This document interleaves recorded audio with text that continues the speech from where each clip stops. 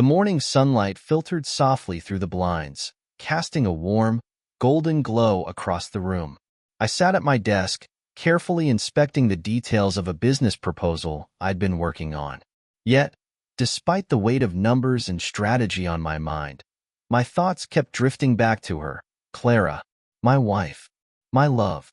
Today was supposed to be a celebration, our anniversary, a milestone, 12 years of marriage, and we had weathered every storm that life had thrown at us. I thought I knew her better than anyone. We had built a life together, successful, comfortable, full of shared dreams and whispered promises. But now, sitting there in the quiet of the office, something felt off. A nagging sensation that something wasn't right.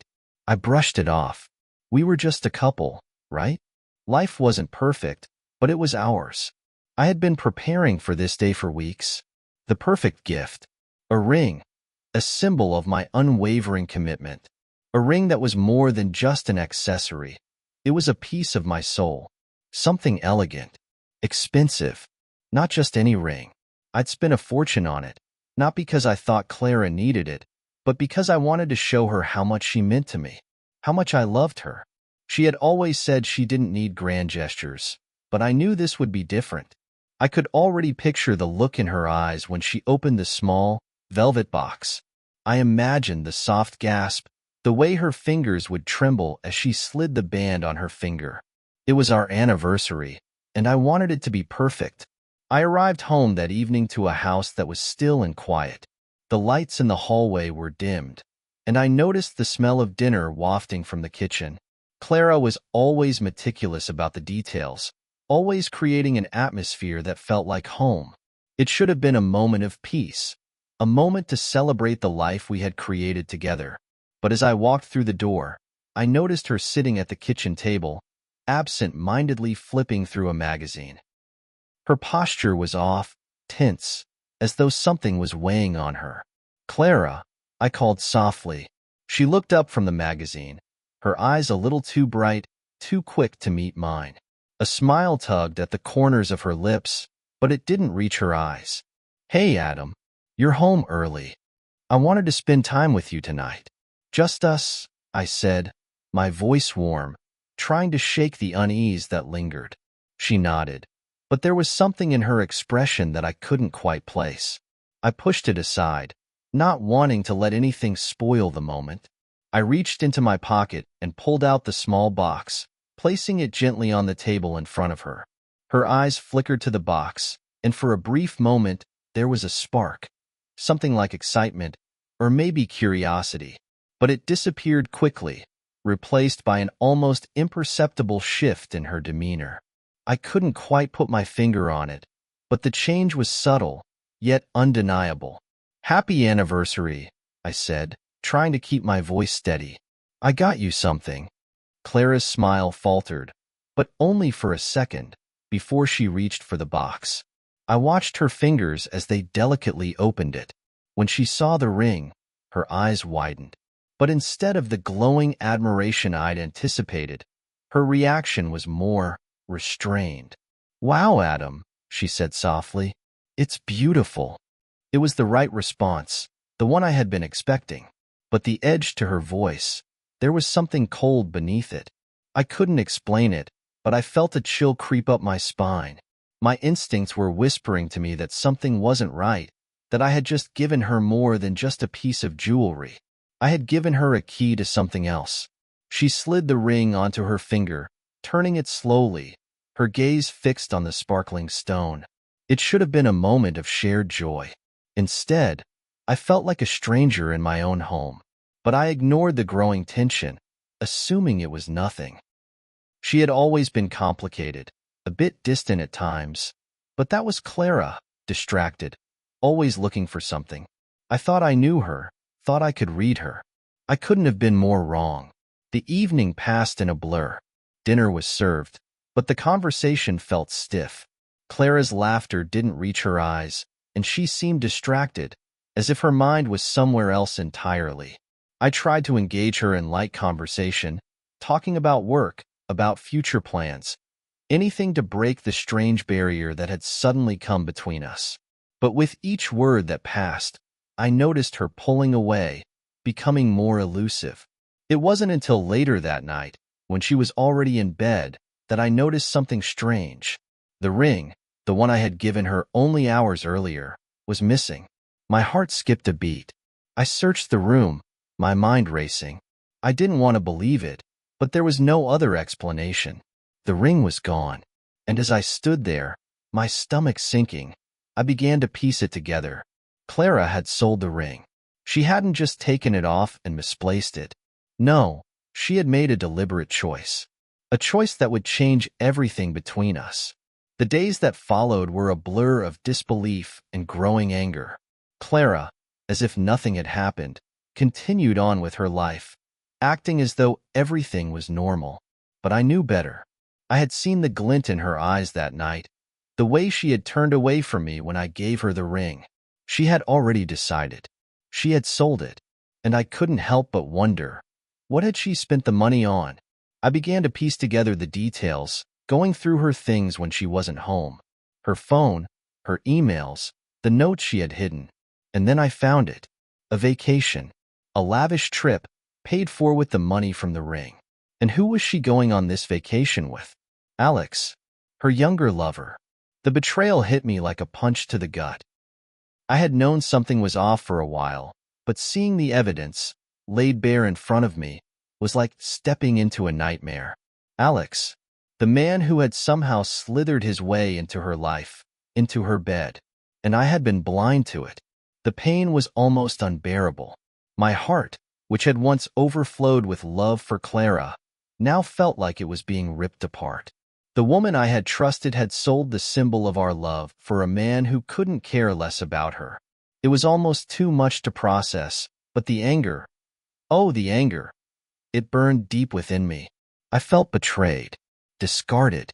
I stood there in the middle of the room, seething with rage, my mind spinning with 1,000 thoughts. Should I confront her?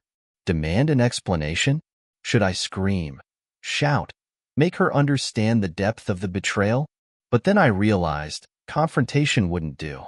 No, I would make her feel the consequences of her actions, but not immediately. I would be calculated, silent. I would take away her power, piece by piece, until she realized just how much control I still had. That night, I made a decision. I would freeze her accounts. I would quietly lock her out of everything. I would strip her of her financial freedom, piece by piece, until she had nothing left but me. It wouldn't be fast. It wouldn't be dramatic, but it would be effective. And in the end, I would have the power again. She had made her choice, and now it was time for me to make mine. The first step in my plan was already set in motion. The silent control had begun, and as I lay in bed that night, I couldn't help but feel a small smile tug at the corner of my lips. The game was just beginning. The days after I froze Clara's accounts felt like an eternity. The weight of silence hung heavy in the air, thick with tension. I watched as her carefree smile slowly faded into a look of mounting anxiety. There was no way she could hide it now. The financial freedom she had once enjoyed was slipping through her fingers like sand. Each time she checked her phone, I saw her expression darken further.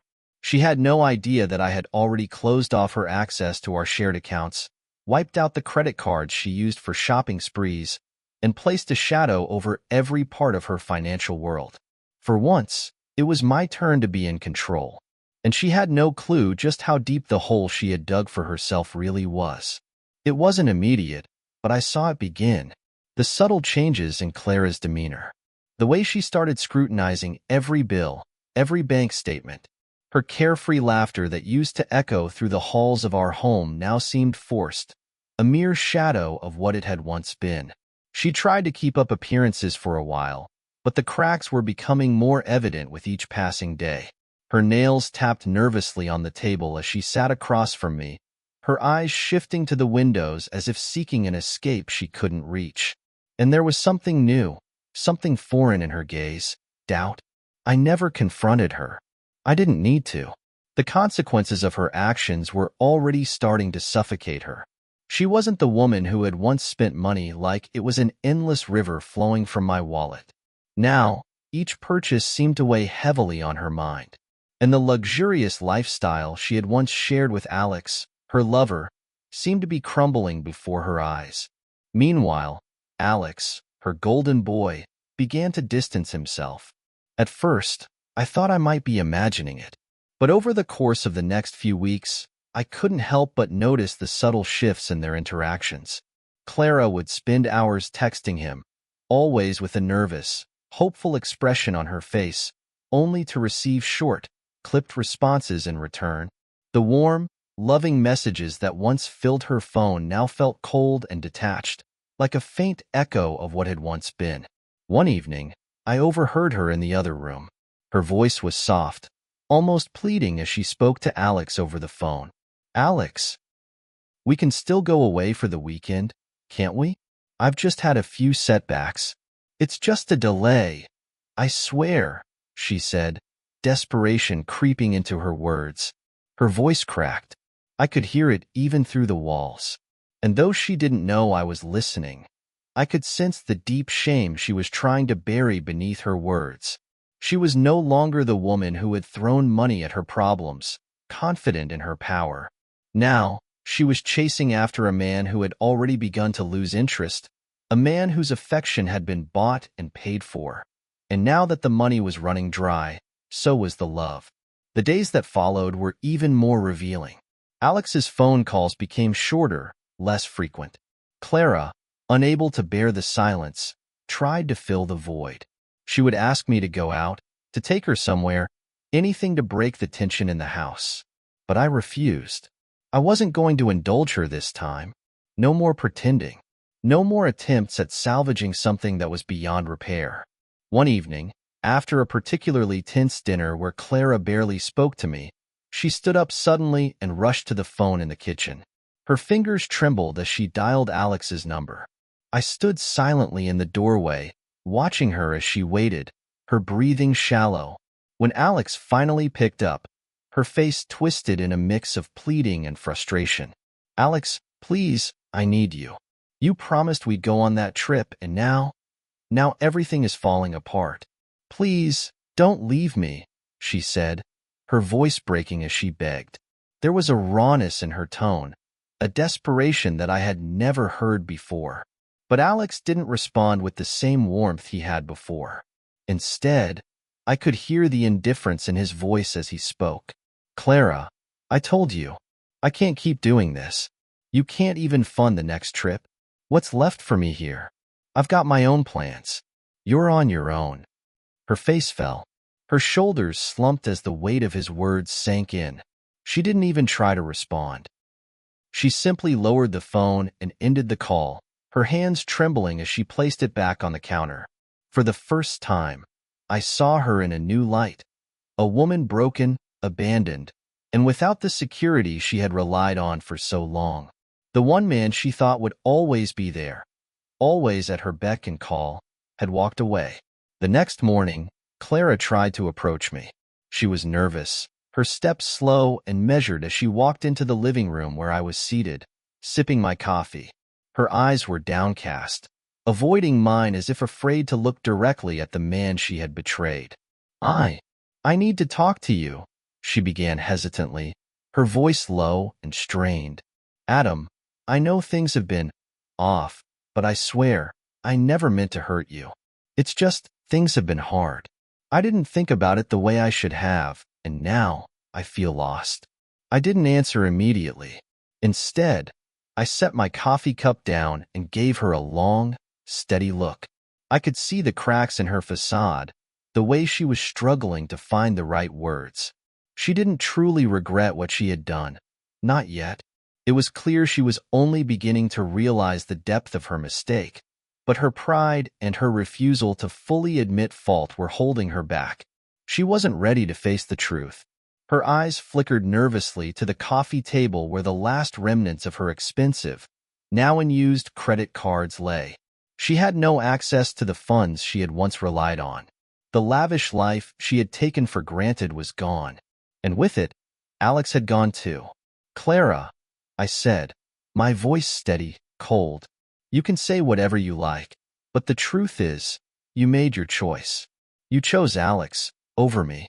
And now, the consequences are real. You can't run from them anymore. Her face crumpled for a split second, a flash of vulnerability that quickly turned to anger. But that anger was not directed at me. No, it was something deeper. At herself? She was angry at her own choices, her own mistakes, but she would never admit it. I'm going to fix this, Adam, she said sharply, her tone hardening, a familiar edge returning to her voice. I'll make things right. You'll see. I'll do whatever it takes to regain control. Don't think you can just push me out of this. You haven't won. Her words were empty, desperate. I could see it in her eyes. The fear, the realization that everything she had once relied on was slipping away. She didn't know how to get back what she had lost. And the more she fought, the deeper she dug herself into the hole of her own making. As the days went on, Clara's world continued to unravel. The calls to Alex became fewer, the messages unread. The lavish trips they had once planned were nothing more than a distant dream now, one that would never come true. And as I watched her, I couldn't help but feel a strange satisfaction. The game was now in my hands, and I wasn't going to let go. But Clara, desperate as she was, wasn't about to admit defeat. She was already planning her next move. The sound of the doorbell echoed through the house, sharp and unsettling. I had been expecting this. I knew Clara would return, eventually. It wasn't a matter of if, but when. The question, however, was how she would approach me after everything she had done. I had heard her moving around outside the front door for a few minutes, the faintest sounds of footsteps on the porch as she hesitated. She was gathering her courage, I realized. The woman who had once confidently demanded everything from me now found herself trembling at the thought of facing the man she had betrayed. Her hands were probably cold, her breath shallow, as she prepared to beg for mercy. It was almost poetic, watching the woman who had thrown everything away for a fleeting fling now return, broken and humiliated, desperate to reclaim what she had lost. When I opened the door, Clara stood there, her face pale, her eyes swollen from what I assumed were days of crying. She had always prided herself on her beauty, her ability to manipulate, but now all of that seemed irrelevant. Her hair hung loosely around her face, and her once pristine clothes looked worn and disheveled, as if she had been through a war. The illusion of control she had once worn so effortlessly had shattered, leaving only a woman on the edge of despair. Adam. Her voice trembled, barely above a whisper. She swallowed hard, taking a shaky step forward, and then stopped as if unsure whether to come any closer. Please, can we talk? I didn't answer immediately. I stood there for a long moment, watching her, feeling the weight of the situation press down on me. Part of me wanted to turn her away, to leave her standing there on the doorstep, just as she had left me, out in the cold, abandoned. But I knew better. There was a more delicious way to handle this, one that would allow me to take back everything she had stolen from me. I took a deep breath, stepping aside to let her in. You can come in. But only if you're ready to admit everything. All of it. Clara's eyes darted nervously over my shoulder as she stepped into the house, her body stiff, as though she didn't fully trust that she wasn't being led into some sort of trap. But she didn't care. She was desperate. She had nowhere else to go. Once she was inside, I closed the door behind her. The house felt colder now, the silence more oppressive. I could feel her heart racing as she shifted from one foot to the other, wringing her hands together in a nervous gesture that I hadn't seen from her in years. She was no longer the confident, self-assured woman who used to flaunt her beauty and wealth at every opportunity. Now, she was a shell of that woman, a lost soul who had made the gravest of mistakes and now had to face the consequences. I'm so sorry, she whispered, her voice barely audible as she finally broke the silence. I don't know what I was thinking. I was selfish, and I never should have sold the ring. I never should have. She choked on her words, her shoulders trembling. I was wrong. Please, Adam, please forgive me.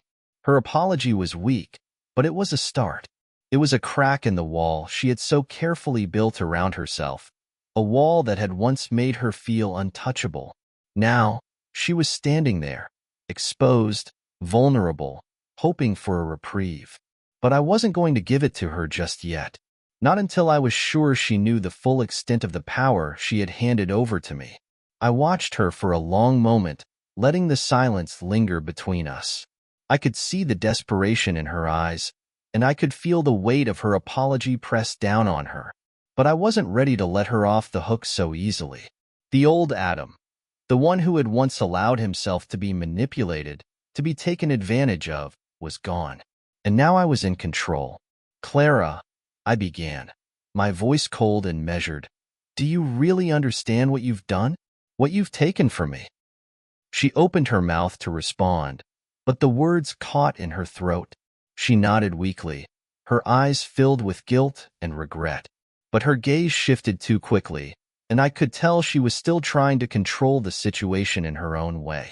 That was part of her charm, her dangerous game. Always trying to stay one step ahead, even when she was cornered. I don't think you do, I said, shaking my head. You think that a few words, a few tears, will make this go away, but it's not that simple. You betrayed me, Clara. You betrayed our marriage for a man who didn't even care enough to stay once the money ran out. And now you want forgiveness? I paused, watching her reaction. She looked away, tears streaming down her cheeks as she bit her lip, but she didn't answer. The weight of my words seemed to hang in the air between us. She had sold the ring, our ring, a symbol of everything we had shared. And now she stood here, expecting to be absolved with nothing more than a few apologies. But I knew that would never be enough. No, Clara had to learn what real power felt like. She had to feel the consequences of her actions, and she had to know that I was the one holding the strings now. I'll do anything, Adam, she begged, her voice breaking as she took a step closer. I swear I will. I will give you everything I have left. Everything. Just please, please forgive me. I let her words hang in the air for a moment. I could see the sincerity in her eyes, but I also saw something darker beneath the surface, a willingness to do whatever it took to claw her way back into my good graces. It was that same manipulative streak that had first drawn me to her, the same one that had kept me entranced for so long. But now, I was no longer enchanted by her tricks. I took a step closer, my voice dropping to a whisper. You think you can just give me what you have left and everything will be okay? You think I'll just forgive you and let you go back to the life you had before? No, Clara. This time, things are different. I'm not going to give you what you want so easily. Not yet. Her face fell. She looked like she was about to crumble right there in front of me. I watched her closely, savoring the moment. She was mine now, completely. I had all the control, and the only thing she had left to offer was her brokenness. But she struggled to find the words. What do you want from me, then? Tell me, Adam. I'll do it. I swear I will. Her eyes locked onto mine, and for the first time in a long while, I could see the fear in her gaze. It was raw, unfiltered. The fear of losing everything she had built. The fear of never being able to regain the life she had once enjoyed. She was no longer the woman who held all the cards. She was the one begging for them back. I smiled. You'll find out soon enough, I said, my voice cold. But right now, I need you to prove something to me. Prove that you're willing to sacrifice everything to make this right. And when you've done that, only then will I even consider forgiving you. The game had just begun, and I was the one setting the rules. The house was eerily quiet as I moved through the rooms, pacing back and forth like a predator circling its prey. Clara was in the other room, trying her best to keep her emotions in check, but I knew that beneath her controlled exterior, she was unraveling. The time for open confrontation had passed. Now, I needed to dig deeper into her past, into the things she had hidden from me. If I was going to have any chance of truly making her understand the magnitude of her betrayal, I needed to uncover every secret she had locked away. I began in her study, where Clara often retreated to work or simply escaped from the world. The room was filled with bookshelves, papers stacked neatly, and photographs of moments from our lives together. But it was the drawers that I was most interested in. I opened the first one, scanning through the papers inside. A jumble of bills, receipts, and a few items I hadn't seen before, like an old love letter. I scoffed, imagining who the letter could have been from. But it wasn't until I reached the bottom drawer that I found what I was searching for. At first, I thought it was just a plain leather-bound journal, one of the many she had kept over the years. But this one felt different. Heavier, perhaps. I didn't know what I was expecting, but something about the weight of it felt wrong, as if the pages contained more than just words. They contained lies, deceptions, and secrets too dark to ignore. With trembling fingers, I opened the diary to the first entry. Clara's handwriting was as familiar as the sound of her voice, elegant and fluid. The words on the page, however, were a far cry from the persona she had presented to me. I had always known Clara had a depth to her, a side of her that she kept hidden beneath a mask of perfect smiles and genteel manners. But what I read shocked me to my core. The first entry was dated over 5 years ago, long before the affair with Alex had ever begun. The words were filled with bitterness, resentment, and regret. Clara wrote about her growing dissatisfaction with me, how she felt ignored, unappreciated, and trapped in a marriage that had lost its spark. But what really stood out were the references to Victor. Victor. He was a name I had always known, always trusted. He had been a close friend, someone I admired. A successful businessman in his own right, with a reputation for being charming, sophisticated, and well-connected. I had introduced him to Clara early in our marriage, thinking we could all become close friends. What I didn't know, what I could never have guessed, was that Victor had been subtly poisoning Clara's perception of me for years. The entries detailed how Victor had befriended Clara under the guise of concern for her happiness, always listening attentively as she complained about me. He had told her that I was weak and detached, that I didn't love her the way a husband should. He had planted the seeds of doubt, whispering lies about my supposed infidelities, about how I had no time for her and had stopped paying attention to her needs. It was as if he had been meticulously sculpting her mind, bending her to his will while I remained blissfully unaware. Each entry in the diary was more damning than the last. Clara's words spoke of how she had begun to question everything about our life together. She wrote about how Victor had been there for her, offering the kind of attention and validation she so desperately craved. But it wasn't just about affection. Victor had fed her lies about my shortcomings, exaggerating my flaws until they were all she could see. And in her vulnerable state, Clara had believed every word. As I read, I could feel my blood boiling. This was no longer about her affair with Alex. This was about betrayal on a far deeper level. Victor had manipulated her into believing that I was unworthy of her love, and she had let it happen. I had trusted that man. I had invited him into my home, shared my successes with him, and now I realized he had been behind it all, twisting Clara's mind for years, turning her against me. There were passages about Clara's growing dissatisfaction with our marriage and how she had begun to seek solace in Victor's company. She had even written about how he had encouraged her to take risks, to explore new avenues for excitement, to live a life free from the confines of a loveless marriage. Victor, she had written, had told her she deserved more passion, more freedom, more luxury. I closed the diary slowly, my hands shaking as the weight of the discovery hit me all at once. How long had Victor been playing this game with Clara? How many times had he whispered poison into her ear, telling her she deserved better than me? The worst part was that he hadn't just manipulated her. He had manipulated me as well.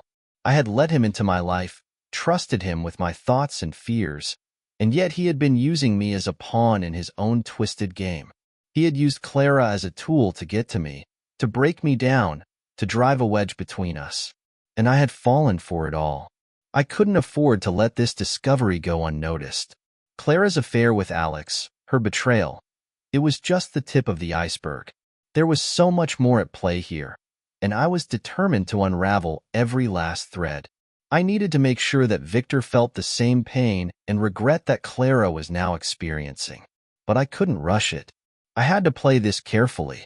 As I sat there, holding the diary in my hands, I realized that I had been blind to the reality of my marriage.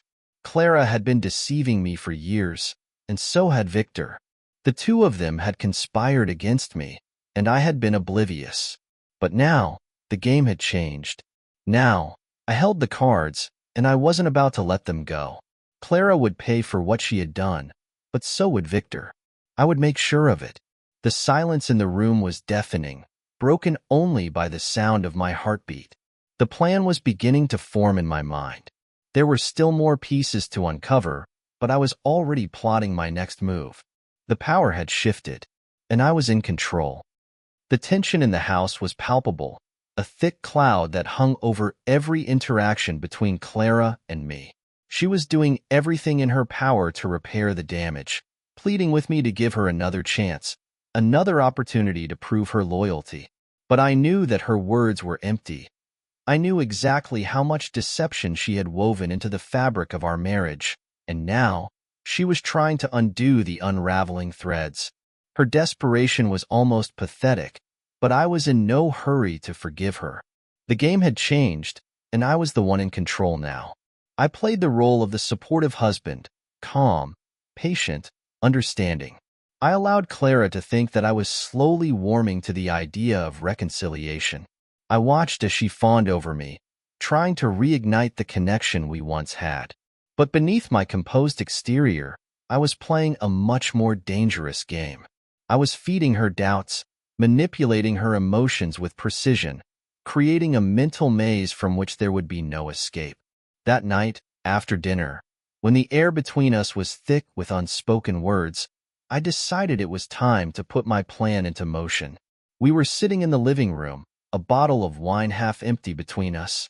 The dim lighting cast shadows across Clara's face, making her look almost fragile, as though she was already broken. Her eyes, however, betrayed a different story. I could see the desperation lurking beneath her attempts at normalcy. "So, how's work been?" I asked casually, pretending to care about the details of her day. "It's been all right," she replied, though her voice was shaky. She shifted uncomfortably in her seat, her fingers tracing the rim of her wine glass. "I've been thinking a lot, Adam. About us. About everything." I feigned a sympathetic expression. "I know, Clara. I've been thinking about it too. We've been through so much. But we'll figure this out, okay?" She nodded, but there was something in her gaze that told me she wasn't fully convinced. She wanted reassurance, but what I was about to give her wasn't peace of mind. It was a seed of doubt that would begin to grow slowly until it consumed her. "You know, Clara," I began, choosing my words carefully, "I've been thinking about Victor lately. I've been trying to understand everything that's happened. I just don't know if I can trust him anymore." She looked at me, her brow furrowing in confusion. "What do you mean?" I leaned in slightly, as if sharing a secret, though my tone was casual. "I've heard things, Clara. Things that don't sit right with me. Things about Victor's intentions, about his influence on you. I don't know if he had your best interests at heart. Maybe he was using you, manipulating you. Maybe he saw an opportunity in you, an opportunity he could exploit." Her expression faltered for a moment, a flicker of unease crossing her face. But she quickly masked it, as if she were trying to convince herself that I was wrong. "Victor's always been there for me, Adam. He's always cared about me." "Maybe he did care," I continued, keeping my voice steady, "but I think there's more to it. Maybe he didn't just want to be your friend. Maybe he wanted something from you. And I think he saw you as a means to an end." Clara shifted in her seat again, her eyes darting nervously to the floor. "You're wrong, Adam. He wouldn't do that. He's my friend. He's always been." I could see her fighting against the seeds of doubt I was planting, but I wasn't done. "Not yet. I understand why you'd want to believe that," I said, my tone softening. "But sometimes, people don't show their true colors until it's too late. Maybe Victor fed you those lies about me because he wanted to drive a wedge between us. Maybe he was playing both sides. Maybe everything he said to you, everything you thought was real, was just a part of his game. How do you know he wasn't just using you to get to me, Clara? Maybe he knew that if he could keep you unsettled, keep you confused, you'd be more susceptible to his influence. Maybe he thought he could use you to destroy our marriage. Maybe you were never the one he cared about, but just a tool. Her breathing hitched, and I could see the walls beginning to crack. She had trusted Victor, even admired him. But now, I was offering her the possibility that everything she had believed in, everything she had clung to, was a lie. I knew she wouldn't be able to let go of the idea that she had been deceived by someone she considered a close friend. The possibility that Victor had played her, that was a wound that would sting deeply. I never thought about it like that, she whispered, her voice trembling. But what if you're right? What if he was just using me all along? I nodded slowly, deliberately, as if my words were a balm for her confusion. Clara, I'm not saying he didn't care for you. I'm just saying he might have had ulterior motives. He knew what you needed to hear, and he played on your weaknesses. It's what people like him do. And now, here we are. You've been lied to by the one person you trusted, and now, I'm the one left picking up the pieces.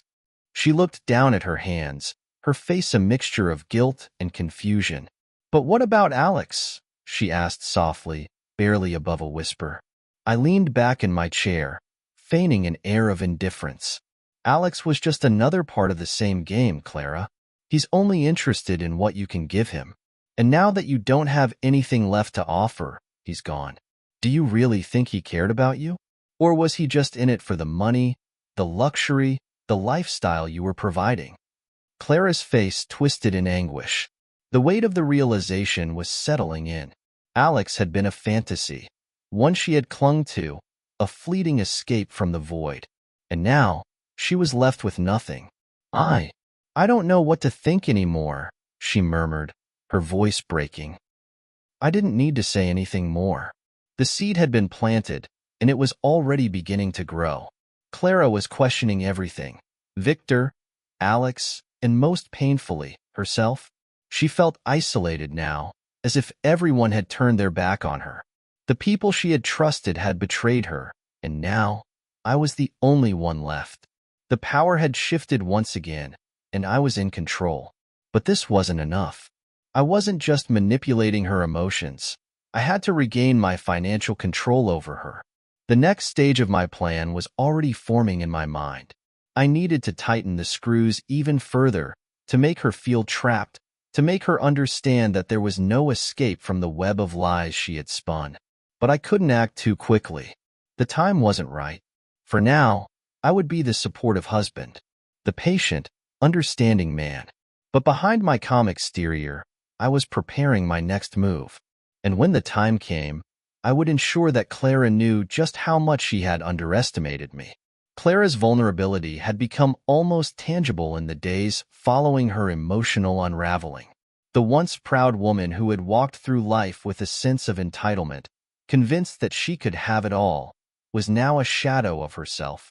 Her desperation hung in the air, a stifling fog that clouded every corner of our home.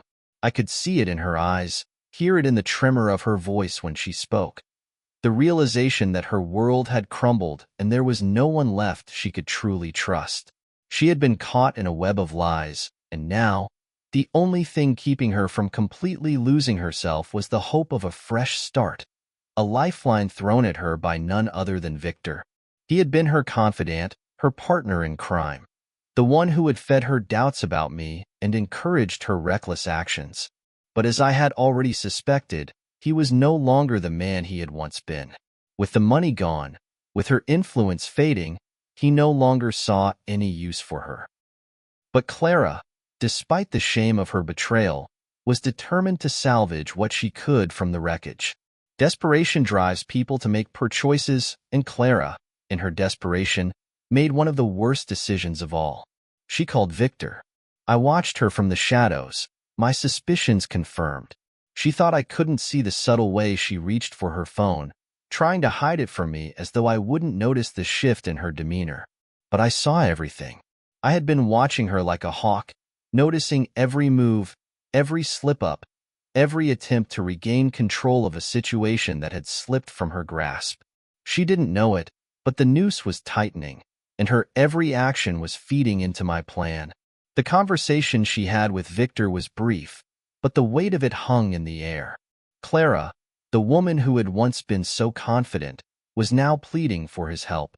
I could hear the desperation in her voice as she asked for a way out, a way to restore her life to what it had been. She told him that she was willing to do anything, that she regretted everything, that she needed him more than ever. But Victor, as I suspected, wasn't the knight in shining armor she thought he would be. His voice was cold and detached when he spoke. He had no intention of helping her.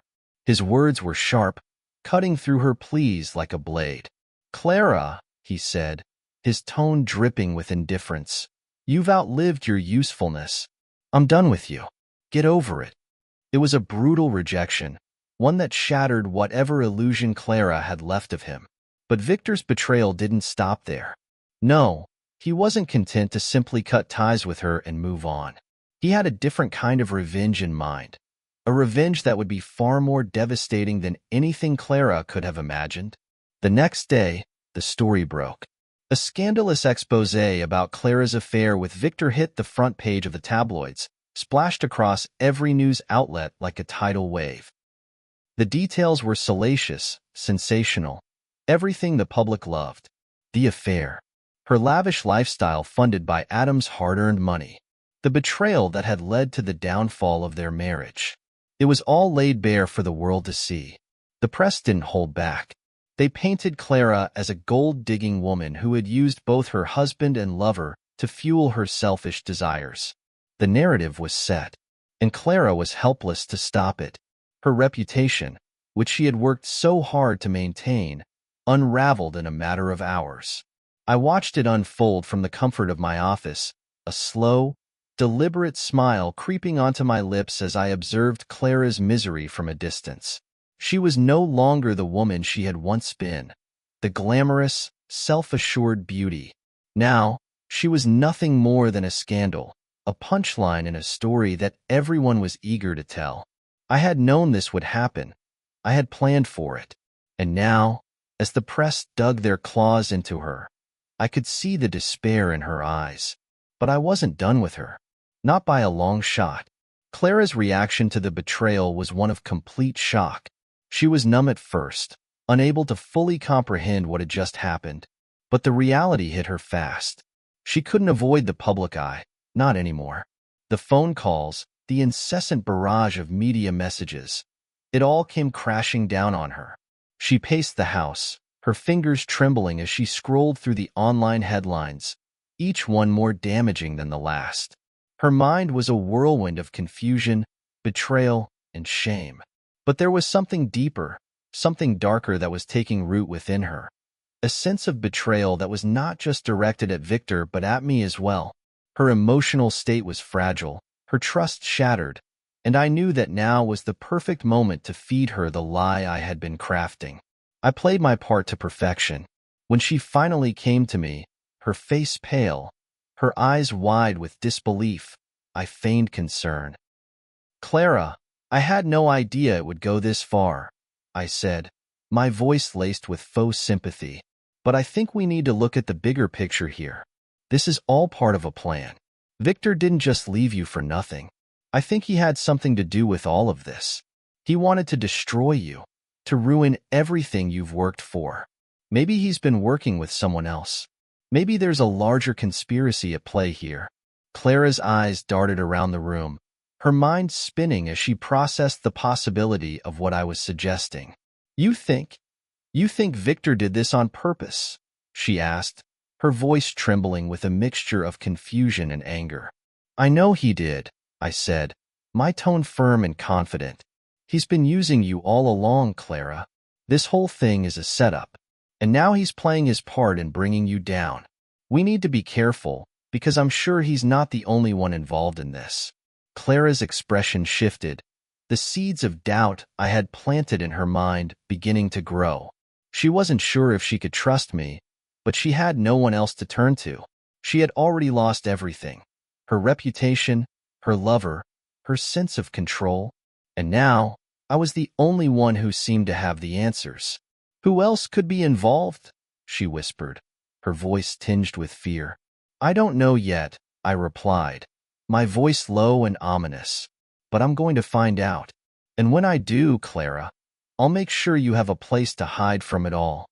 She nodded, though I could see the confusion still clouding her thoughts. But I didn't care.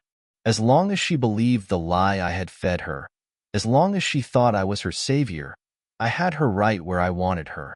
But what Clara didn't know, what she couldn't possibly know, was that her desperation, her need for revenge, was the perfect fuel for the next part of my plan. As she began to spiral, I began to see the cracks in her mental state widening. And when the time came, I would use that to my advantage. Clara, now more desperate than ever, was beginning to plot her revenge against both Victor and me.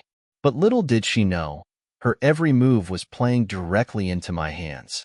The double betrayal was just the beginning, and soon she would realize just how far I was willing to go to regain control over everything she had taken from me. The days following Victor's betrayal had left Clara raw, exposed, and utterly broken. Her world was in chaos, the remnants of her past life scattered like pieces of a shattered mirror. She had always prided herself on her beauty, her power, and her influence, but now those things felt meaningless. The sting of betrayal had festered into something more, a desperate hunger for revenge. And yet, as Clara steeled herself to take back control, she had no idea that the worst was yet to come. It was a quiet afternoon when Alex returned. She had been pacing the house, her mind racing through every possible plan to turn the tide in her favor.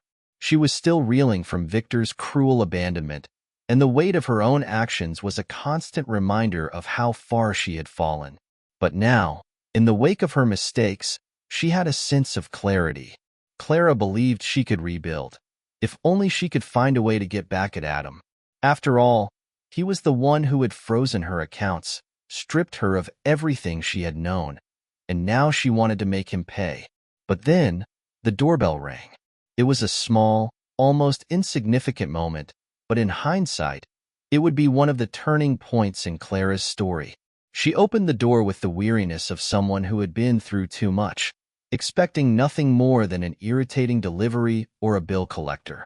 But instead, standing before her was Alex. She blinked in disbelief. "Alex?" Her voice was shaky, the name unfamiliar on her tongue after so many weeks of silence. He stood there, looking sheepish and regretful, his usual confidence tempered by something more somber. His eyes, usually full of self-assuredness, were now clouded with guilt. He looked older somehow, as if the weight of his own lies had aged him beyond his years. "Clara, I'm sorry," he said, his voice low. I owe you an explanation." Clara's heart skipped a beat. She had never expected to see him again. She had been so certain that, once the money ran dry, he would abandon her just like Victor had. The thought of Alex, the boyish, charming young man who had swept her off her feet, coming back to her was both a relief and a torment. She still felt the echoes of what they had shared, the chemistry between them that had once felt like a fiery, unstoppable force. And yet, deep inside, Clara knew she couldn't trust him. But still, she let him in. After everything that had happened, there was a flicker of hope inside her that perhaps, just perhaps, this reunion could be a chance for her to regain control. Alex walked into the living room, avoiding her gaze. Clara closed the door slowly behind him, her hands trembling as she tried to steady herself. She wasn't sure if she should feel anger, betrayal, or relief at his return. She decided to start with the only question that mattered. "Why did you leave me?" she demanded, her voice hardening. "You promised me everything. I gave you everything, and you—" "Clara, listen," he cut her off, his tone finally matching the gravity of the situation. "I didn't just leave you. I had to. And the truth is, I was never in love with you." Clara froze. Her heart, which had been pounding with anticipation, came to a sudden stop. Never in love with her? The man who had seemed so captivated by her, the man who had kissed her with such intensity, the one who had stolen her from Adam. He wasn't in love with her? Then why? She whispered, her voice barely audible. Why did you even pretend? Alex ran a hand through his disheveled hair, his eyes avoiding hers. It was never about love, Clara. It was about what you could give me, what you had. He paused, then continued, his voice betraying a mix of shame and indifference. I used you. I used you to get what I wanted. And what I wanted was a chance to tear Adam down, to take down his empire.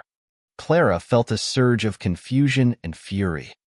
She had been so blind, so willing to believe that Alex cared about her, that he was just another victim in this twisted love affair. But now, she realized, she had been nothing more than a pawn, a tool in a larger game she hadn't even known was being played. Wait. Clara shook her head, trying to grasp the full scope of what he was saying. You and Victor, you two were working together? Alex nodded slowly, his expression almost unreadable. Yeah, we were both after the same thing. We wanted to destroy everything Adam built. And I used you to get close to him, to get inside his world, make him trust me, make him believe I could be his friend. He gave a small, bitter laugh. And you, Clara, you were just a means to an end. We both knew you would do anything to hold on to the life you had. And it worked. You gave us everything we needed. The weight of his words hit Clara like a tidal wave. She felt the floor beneath her give way, her mind scrambling to make sense of the lies she had been fed for months. She had been a part of something far darker than she had realized. Alex took a step closer, his voice softening. I'm sorry, Clara. I didn't want to hurt you. I never meant to get so deep into this. But now it's too late. Clara stared at him, her chest tightening. So, what now? You expect me to just forgive you and go along with whatever this mess is? Alex's face hardened, the guilt melting into something colder, more calculating. I'm not here to beg for your forgiveness, Clara. I'm here because I need your help. You're still tied to Adam, still in the middle of everything. If we work together, we can both come out on top. Clara recoiled, disgust rising within her. You think I would work with you again after everything? Alex shrugged nonchalantly. You don't have much of a choice, do you? You're desperate, just like I am.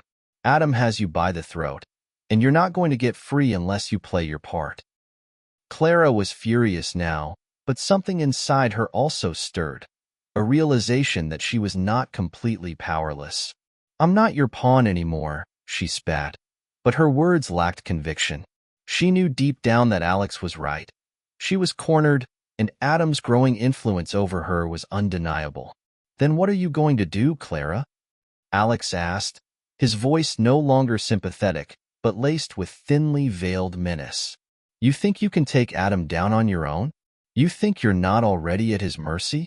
The silence that followed was thick with tension. Clara stood frozen in place, the world around her spinning as the weight of the situation hit her all at once. She had been manipulated, betrayed, and used by everyone she had ever trusted. And now, here was Alex, offering her another chance to play a part in a game she had no desire to be in anymore. But she had no choice. Clara took a deep breath, steadying herself. Fine. If you think we can bring Adam down together, then let's see if that's even possible. But as she said the words, a new realization dawned upon her. The game was no longer just about Adam's power.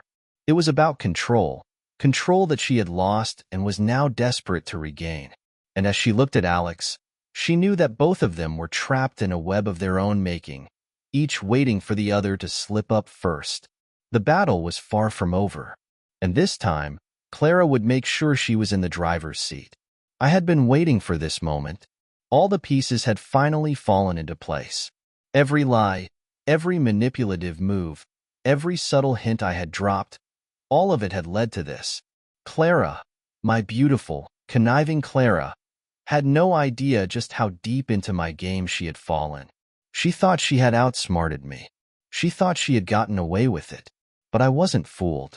For weeks now, I had been keeping my distance, watching her, studying her. I could see the cracks in her facade. She had been pretending, playing the victim. She begged for forgiveness, cried over her mistakes, all while plotting the next phase of her betrayal. It was almost laughable how easily she thought she could manipulate me. I wasn't the fool she thought I was. I had been playing a much longer game. Tonight, she came to me, calm, collected, as though she had won. She had spent the past few weeks dancing around me, trying to pretend she wasn't the same woman who had ripped my life apart. But there was something in her eyes now, a glint of victory. It was almost as if she thought I had finally fallen for her act. I could hear her heels clicking softly against the floor as she approached, and I could feel the weight of her words before they even left her mouth. "Adam," she said, her voice smooth, controlled. "We need to talk." I stood from my desk and turned to face her. I wasn't about to give her the satisfaction of seeing me unravel, of seeing her win. Not now. I had come too far for that. My empire was intact, my reputation was safe, and I had more control than she could ever imagine. "What is it, Clara?" I asked, my voice steady, but there was an edge to it. Something primal stirred inside me, but I forced it down. I had to remain in control. She stepped into the room, her eyes never leaving mine. There was something almost too perfect about her movements. The way she walked, the way she carried herself. It was as though she was about to announce some grand victory. The woman who once cowered before me now had the audacity to look me in the eye with such certainty. "I've been thinking," she began, her voice barely above a whisper, "about everything. About what we've been through, about what I've done." She was playing me again, trying to get me to soften. I could see the flicker of emotion behind her eyes, but it wasn't remorse. It was guilt, and it made me laugh internally. She thought she could pull this off, but I was the master of this game. She paused, her expression shifting slightly, before continuing. "I know you've been watching me, and I know that you think you've won, that you've broken me. But Adam," her words hung in the air, charged with something I couldn't quite place. "You've been played." Her words hit me like a slap across the face. At first, I thought I must have misheard her. She was delusional, but I saw it in her eyes then. A look of defiance, a hint of pride. "Played." I echoed, my tone low. There was something in her words that stung, but I couldn't let her see it. I couldn't give her the satisfaction of thinking she was the one in control. "What are you talking about, Clara?" She didn't flinch. "I've been pretending, Adam. Pretending to be broken. Pretending to be at your mercy. All this time, I've been biding my time, waiting for the right moment." The pieces clicked together in my mind then. It all made sense. She wasn't the victim. No, Clara was far more dangerous than I had given her credit for. She had been playing her own game, just like I had been playing mine. "I thought you would try something like this," I said, my voice cold. "I knew you'd try to turn the tables on me. But it's too late, Clara." She took a step closer, her lips curling into a smile. "Too late? No, Adam. It's just beginning." The realization hit me like a freight train. In that instant, I understood what she had done. She had been in control this entire time. She had played me. She had known I was watching, known I would fall for her desperate act. All of this, all the tears and pleas, had been calculated. She had waited for me to drop my guard. She had planned for this moment, just like I had planned for everything else. "I know what you've done, Clara," I said, my voice steady, but the anger was building. "I know about the accounts. I know about the money." Her face remained eerily calm. "Good. Then you understand. You understand that I've been setting this up for a long time. You see, Adam, I've already won." But that was where she was wrong. I hadn't been idle. I had seen the signs, watched her slip up, watched her desperate little moves. She thought I was unaware. She thought I was blind to what she was doing. But I wasn't. The moment she made her first move, I had already prepared for this. "Clara, you should have known better," I said, stepping closer to her. You've been playing a game you don't understand. I've been 5 steps ahead of you the entire time. The anger boiled over in her eyes, and I could feel the tension crackling in the air between us. But it wasn't over. It wasn't even close. She may have thought she had outsmarted me, but she had underestimated me one last time. I knew you would try to sabotage me, and I've already stopped you. My voice was cold now, a calm, cutting assurance that chilled her to the bone. She blinked, taken aback by the sudden shift. "What do you mean?" she asked, her voice suddenly trembling with a hint of uncertainty. "It's already done," I said with finality. "The moment you transferred those funds, I had already intercepted the transaction. Your game is over." Her face went pale. The shock in her eyes, the realization that she had been outmaneuvered, was almost too satisfying. Clara had always thought she was the one in control, but in the end, it was always going to be me. "You think you can destroy me?" I whispered, my voice dripping with venom. "You were never even close." Clara's confidence shattered in an instant. She tried to regain her composure, but it was too late. The final betrayal had come, and she had lost. I watched it all fall apart, like watching a house of cards collapse in slow motion, each piece toppling with a resounding crash. Clara, for all her cleverness, hadn't seen the end coming. Not like this. She had thought she was in control, thought that I had finally let my guard down, that I had fallen into her trap. But she was wrong. And as her world crumbled, piece by piece, I couldn't help but feel a strange satisfaction. But beneath that satisfaction, there was a hollow emptiness that gnawed at me, a realization that I had become something I never wanted to be. It started the moment I exposed her. The whispers of her betrayal, her lies, her secret dealings with Victor and Alex, they all spilled out, a flood of destruction that swamped her. The media caught wind of it all, and the story spread like wildfire. Clara's once glamorous life turned to ash before her eyes. The lies she had woven, the schemes she had played, the very foundation of her image, all of it crumbled to dust. Victor, once a close friend, now a traitor, found himself exposed as well. His name tarnished, his reputation in tatters. The man who had once been untouchable, a key player in high society, was now a shadow of the man he had been. And Alex, the fool she had thought was her escape, he too found himself drowning in the chaos. His involvement in their plot became public knowledge, his own actions now scrutinized, his life shattered. They were all dragged into the media's spotlight, exposed for the frauds they were. I couldn't help but feel a tinge of satisfaction as I watched their reputations burn. The media had a way of making people like Clara, Victor, and Alex seem larger than life, until they were reduced to nothing more than a headline, a scandal, a footnote in the lives of those who once worshipped them. But Clara? Clara was different.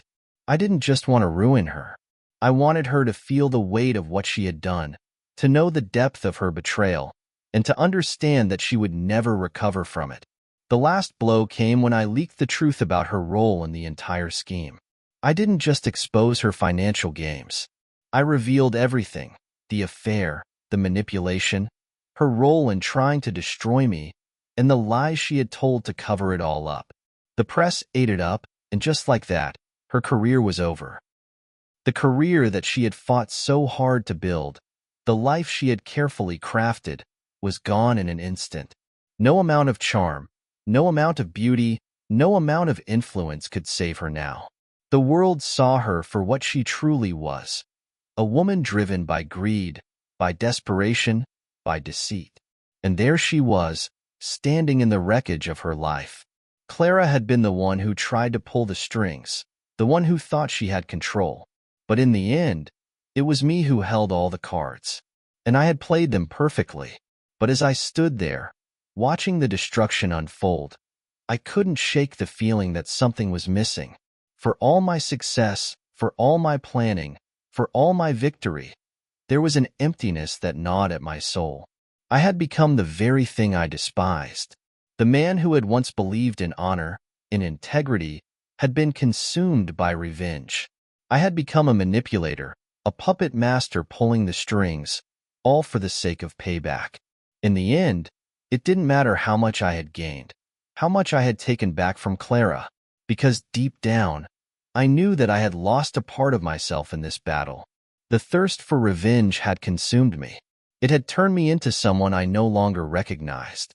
As Clara's world crumbled, as her life slipped through her fingers, I stood at the pinnacle of my success, but it felt hollow. I had reclaimed my life, yes, but at what cost? I had destroyed her, just as she had tried to destroy me. And in doing so, I had destroyed something in myself too. I realized too late that revenge, no matter how justified, always comes with a price. And as I looked at the ashes of what was once my life, my empire, and my marriage, I couldn't help but wonder if it had been worth it. Perhaps in the end, we all lose something, even when we think we've won. Thank you for joining me on this journey through betrayal, manipulation, and revenge. What do you think of Adam's choices? Could he have found redemption, or was his downfall inevitable? Leave your thoughts and comments below. I'd love to hear what you think. And don't forget to subscribe for more stories that explore the complexities of human nature, where nothing is ever quite as it seems. Until next time, take care, and remember, every action has its consequences. See you soon for our next story.